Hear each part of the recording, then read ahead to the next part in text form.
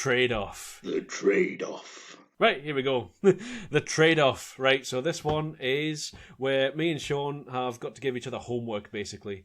We've picked out a thing each, and you can play along at home, listeners, as well. But whatever we give each other, we've got to do. So, Sean, what are you selling me this week? Right, well, as I said here before we started recording this, we've got to sell these things. I don't know if I can sell this very well. I didn't like this, but I want you to have a watch. I don't think we're going to say, obviously, this doesn't have to be entertainment. This could be anything. So get on Netflix. Uh-huh. Oh, I can do that. That's it. Get on Netflix. So like me. We've been talking a lot. Like I'm fascinated by space travel. Uh-huh. We talked about that thing on Netflix, like a year in space. But this is it's a drama. It stars Hilary Swank, and it's called Away.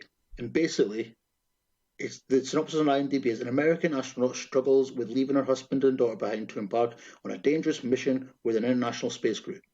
They're going to Mars. I've seen 10 minutes of this.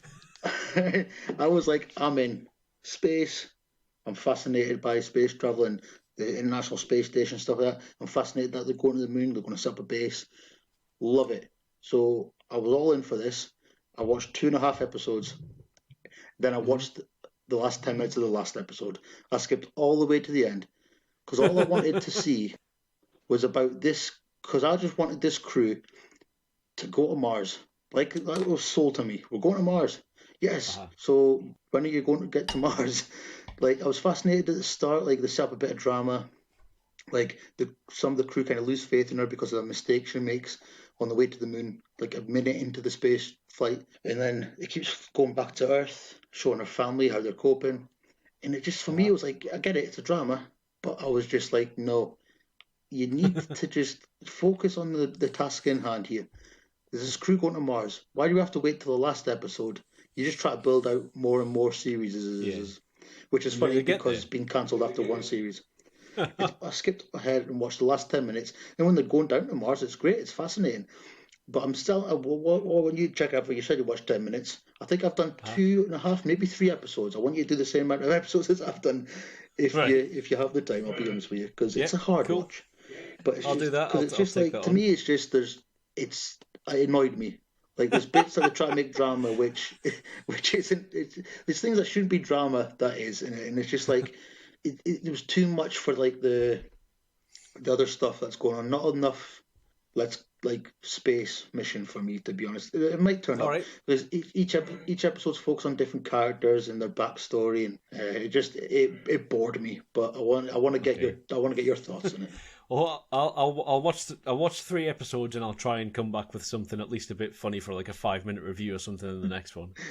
Cool. So my trade-off. So I feel like you're really looking out here because what I've decided to give you as homework this week is for one of my favourite bands that I discovered during lockdown last year when everything was gone horrible. This is a really sort of nice upbeat thing to get into. You can probably enjoy it with kids and all that sort of stuff as well. They're called the Lucky Chops. I don't know if you'll have heard of them. Have you heard of those? I haven't. They do great things for sort of just instrumental music. I'll send you links to the 4 songs that I want you to listen to, and then you can listen to more if you want.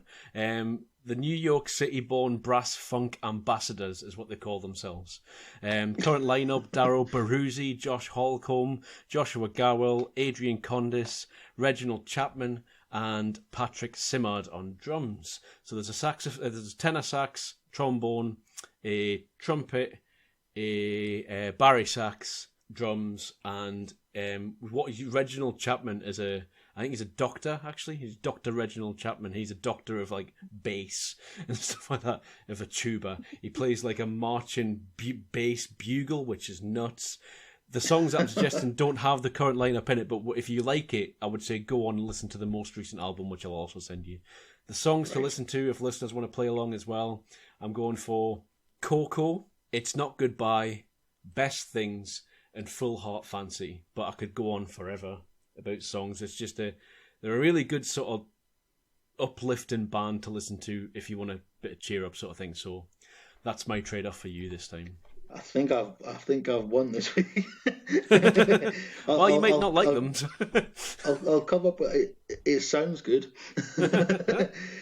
So aye, definitely I'll get the lucky chops. I've written that down. Obviously going to send me it now. Next time I'll try and come up with a fun one for you. Fine, this could be anything. Can be fun.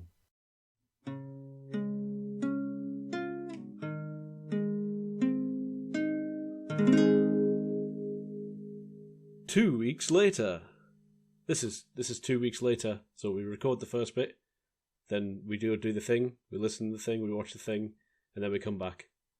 And this is 2 weeks later. Continue with the show. Time for the trade-off. I asked you last week to listen to a few songs that I liked, and you made me watch Away. And I can only apologise. In case you didn't get from last week, I am not a fan. You weren't, were you? No. So, Do you want me to? Who's going first on this one? Me, you? you tell us what you thought. I'll do it. I'm going to do it. I won't do it as rapidly as Snowpiercer. No. So this Away. When I was watching it, things that you said from the last podcast started to creep into my head. Like I thought, oh yeah, I can understand them taking a whole season to get to Mars, because Mars would take years to get there anyway, so a series about going to Mars, I would imagine the entertainment is in the journey, the drama's in the journey. Problem is, they didn't bother with that, did they? They didn't bother with any of the drama in the journey. They bothered about the daughter's freckles and stuff like that. They bothered about just so much nonsense back home, and they just kept nipping back. Yeah. There was things that I thought of as well. I'm not one for continuity, I don't notice anything, but there's one thing we've noticed whilst being in lockdown this year, is that if your phone is portrait and someone else's phone is landscape, you will appear thin in the middle of their screen, and that didn't happen in this. That was episode 1. that bothered me. But yeah, and there was things that are like, I feel like there were scenes cut out as well that there are references to later on. Like Hilary Swank's character calls her husband shithead at one point, and the daughter says, "You guys are so weird," and I'm sat there thinking, hey, you are fucking weird. There's no way that hasn't been mentioned. There's no reason for you to be calling him a shithead. That's not banter. That's just you calling him a shithead for. I remember that. I was thinking it was a bit harsh. It was really weird, yeah.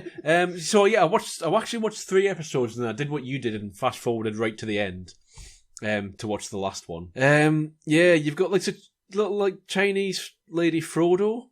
I didn't understand what that was about, and then of all of the things that you could have done with an international mission across the galaxy, or across the solar system at least, to our neighbouring planet Mars, and all of the tension that could bring with, international conflict and governments working together, and you decide to go with just a love story between 2 people, and I know, yeah, fine, but it was fucking boring. That bit. Yeah. Why have they all been sent up with just their stereotypical cultural foods as well? That's racist, isn't it? Yeah. Like they're all saying about like, oh, she's got the best food. I can't believe they managed to freeze dry dim sum. Why can't you have some dim sum? Just because you're American, we all know what dim sum is. You know what it is as well. What got me about things like that, and that's what I was trying to allude to. I didn't want to, because obviously I maybe give a bit more than I should have away last week. But I just went on a rant, but. Because I'm fascinated by space travel and things like that, and I love it. I watch so much about it at the minute. Like the stuff that we're trying to make dramatic. Like the episode when they go on, because I think I might have watched a bit more than 3 episodes. Right. I think this is like maybe the second or third when they go on the spacewalk, because one of the panels. Oh Christ! The amount of like, oh, she's going on a spacewalk, but there's so much. Yes, spacewalks are blooming dangerous, but they've done that many of them. They know what they're doing. It's a serious thing, but they have it live streaming on national TV. I know when they do spacewalks these days, they're live streaming them on the internet. Because I watched one the other day. But I suppose they would. Yeah, they might. If there's something on that scale, they might do.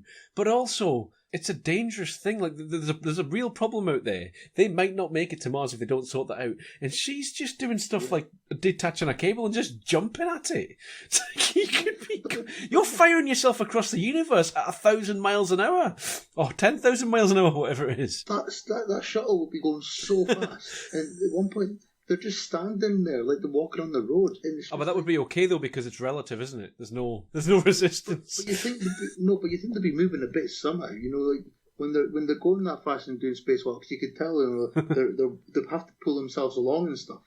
And they have to, like, in real life, they have to pull themselves along. It's still not as bad as Brad Astra in that bad Brad Pitt Astra film where he swims through space. Did you see that? He just at one point he just starts doing breaststroke. He just starts swimming through space. But yeah, so I watched through it, and there was something there that was sort of keeping me going, but not enough to really make it interesting. And then when I cut to the end, there's some things that I thought, oh, well, that might be interesting to watch. Like, there's some, like, the husband, Hilary Swank's husband's giving a dead-eye stare to another guy in a wheelchair, and I'm like, what's happened here? Has there been some sort of wheelchair guy off that I've missed? And there was a couple other things at the end. I thought, oh, I want to know what happened with, I forget the woman's name now, but the woman who's representing China. I wanted to know what happened with her relationship, and she's going back to be with that woman, and that's nice, and she defied a country they all came together as a team. It was all dead nice. Spoilers for this, because, yeah. And the thing that annoyed me was, like, when you get these things, and you've got the guy who was, I think he was the African guy. He was from Africa, I think he was. Quite posh-spoken bloke. And he was always wanting to pray for them and stuff, which is fine. But I was thinking, you know what, if I'm God, right, and you fuckers have fired yourselves across the galaxy at 10,000 miles an hour, and I created you on Earth, left you with a place where you could survive. I mean, it's not perfect. There's things trying to kill you all the time.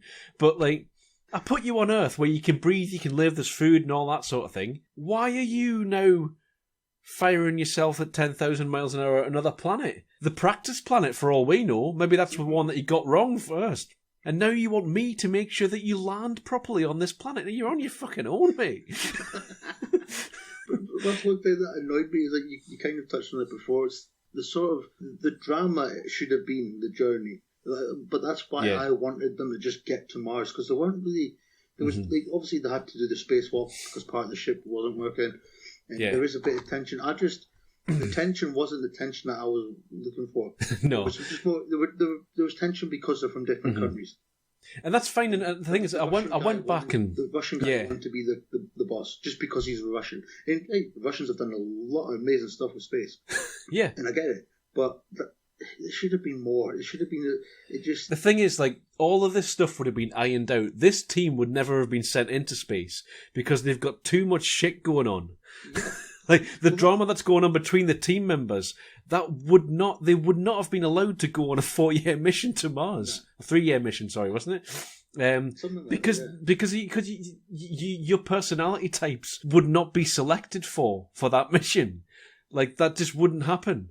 You know, the ego that was going on at the beginning, I was like, none of these fuckers would be allowed into space. And also, if you're in space, you can't just ring back home. Like, they pick up the phone and she's back speaking to her husband. Yeah. It gets channeled through NASA or through whatever communication satellites you're going through and stuff. They can hear you. That's why later on, they have to set up a private comms link and knock out a load of stuff at NASA so that that woman can speak to her girlfriend who's been sent back to China. Yeah. So you can't just pick up your phone to your husband and your daughter, which they do.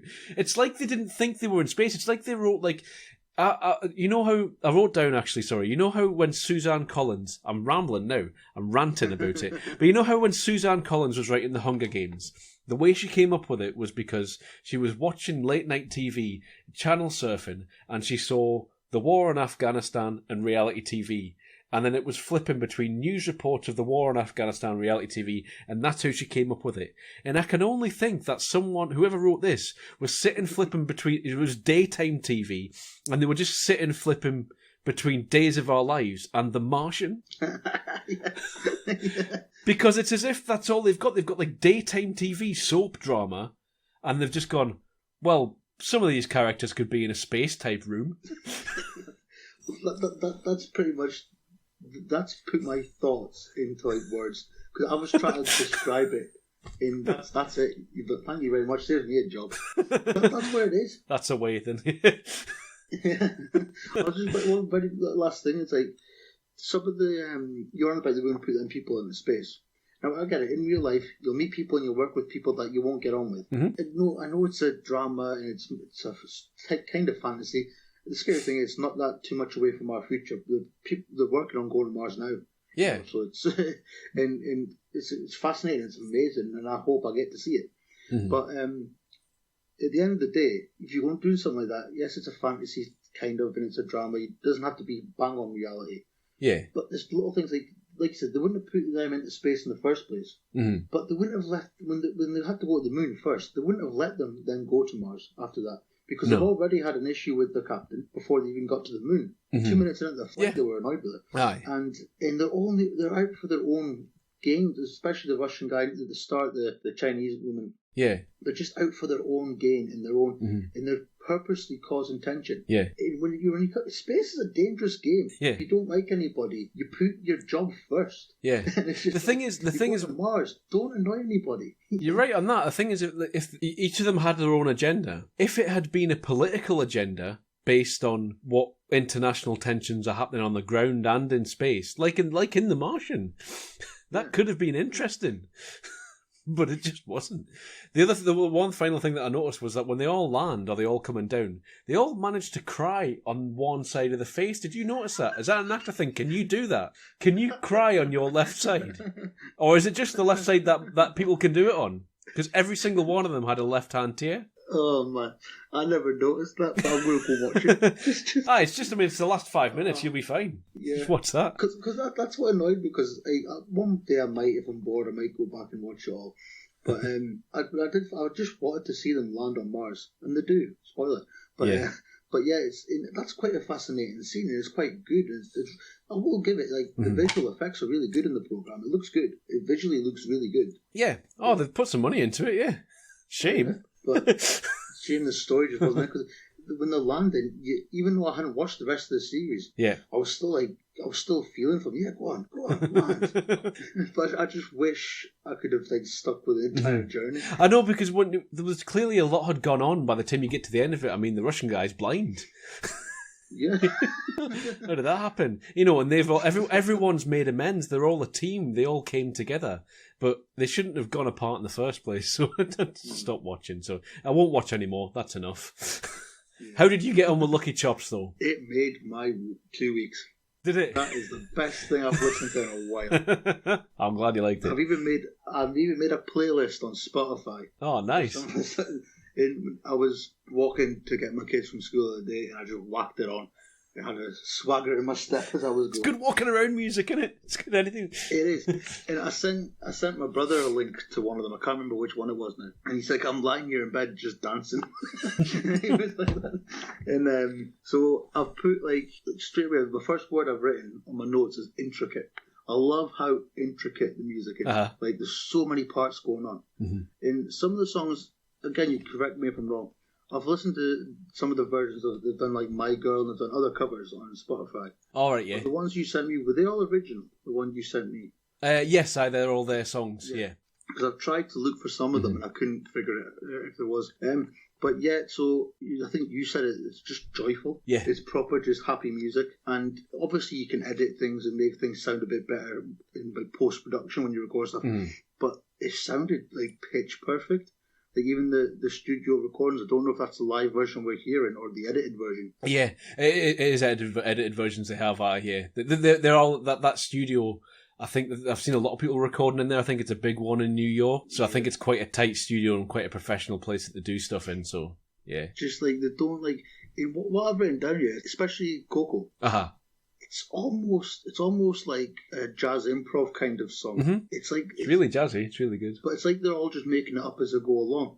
Right. And it's working together, and they're all kind of playing their own little bit, and they're doing their own riffs. But it's not. Yeah. I mean, it's the song. That's how well they work. Yeah. And my favourite one is It's Not Goodbye. Yep, I love that one. And it's 7 minutes long. I didn't realise that the first time I listened to it. And I've put here, it's the Return of the King of Lucky Chops' songs. Because it's got 4 or 5 different endings. Because each time I was thinking, oh, that's a good song. Oh, they're still going. Oh, I like that. Oh, they're still going. And then they just builds up to one heck of a crescendo. But and There's a drum solo in one. Is it that one? I think it's that one. There's a bit of a drum solo in that. Right. That's just, I've put 5 stars next to it, so I must like it.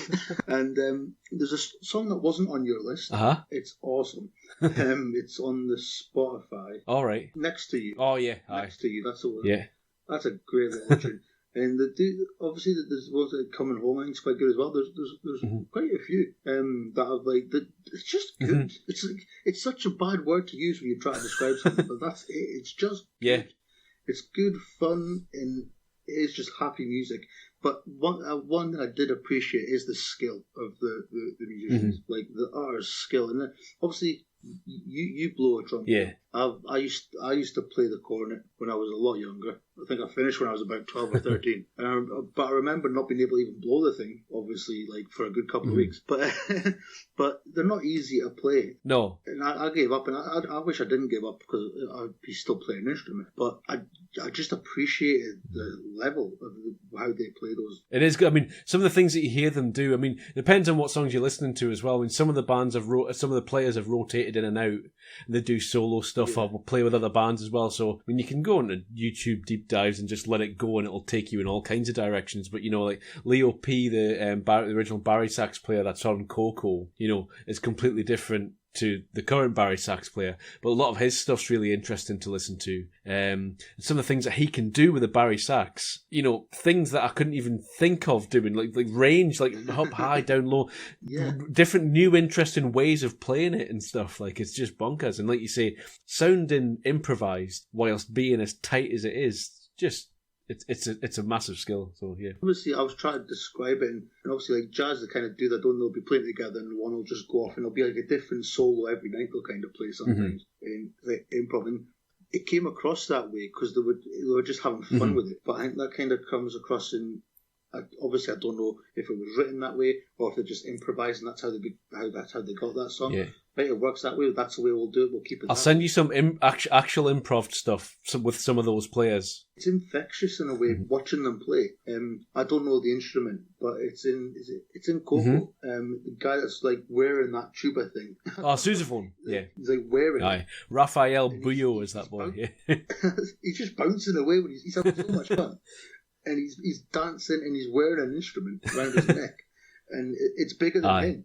And he's just dancing and bouncing away. And he's having the time of his life. And it's just like, it made me happy with it. I was just smiling listening to it and watching brilliant. it. That's what you want music to do. You just want to smile and laugh at it and not laugh. But you know what I mean? You want to be happy. And it's proper, like, if you're feeling down, listen to that. Listen to Lucky Tops. Get them on. Oh, grand. I'm glad that worked out for our first trade-off then. That's cool. It did. And so I've actually written in my notes here under it, just winner. That's what it was. Nice. It was a winner. If you enjoyed this one, you may be interested to know that this was just a small part of a larger waffle that we do every 2 weeks. You'll be able to find that wherever you found this one, hopefully. You'll also be able to follow us on all of our social media platforms linked below. And if you want to get in touch with us, please feel free to do so anytime you like. You can reach out on social media, or you can email us at w.a.f.f.l.e.podd@gmail.com.